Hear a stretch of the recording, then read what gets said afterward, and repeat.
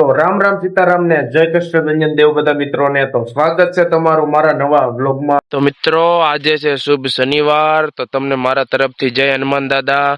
તો આપણે વાડી આવી ગયા હતા અને ભાઈ માંડવીમાં તો ભાઈ બહુ ખડ થઈ ગયું છે, તો ભાઈ માંડવી આજ નીંદવાની છે। અને આમ ભાઈ ગામ બાજુ તો ભાઈ બહુ આદર થયો છે। આજે ભાઈ વરસાદ આવે તો સારું। હવે હમણાં લગભગ 15-20 દી છે ભાઈ વરસાદ આવ્યો નથી, આજે વરસાદ લગભગ આવશે કારણ કે ફૂલ આદર થયો છે। તો મિત્રો માંડવી નીંદાઈ જાય છે ને હવે જવાનું વાડીએ નીંદ લેવા। તો જોઈ લો, હું સનેડો લઈને નીકળી જાઉં છું નીંદ લેવા। સનેડામાં નીંદ ભરી લીધી છે ને હવે જવાનું છે ઘરે। તો મિત્રો અમારા ગામમાં નર્મદાનું પાણી છોડ્યું છે ને, હું તમને પાણી બતાવું।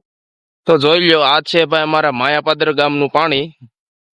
તો હવે હું તમને આગળ કેવું પાણી છે ને એ હું તમને બતાવું। મિત્રો જોઈ લો, અહીંયા ઓલા કરતા થોડુંક વધારે પાણી આવે છે।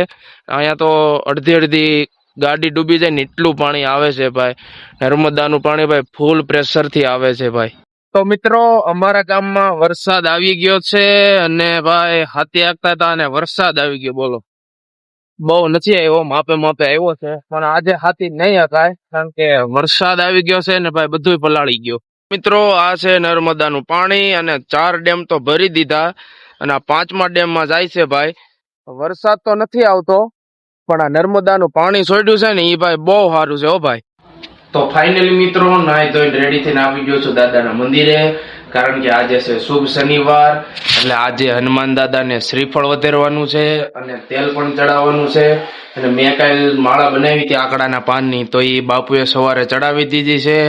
તો જોઈ લો મિત્રો, આ છે અમારા ગામના હનુમાનજી મહારાજ। એ હવથી હવાયો જોયો સાળંગપુર રે હનુમાન દાદો હાજ। હનુમાનજી દાદાના વડા આવી ગયા છે, તો વડા જારી દીધા છે, ના શ્રીફળ પણ વધેરાઈ ગયું છે, તેલ પણ ચડાવી દીધું છે। તો હવે આપણે આરતી કરવાની છે।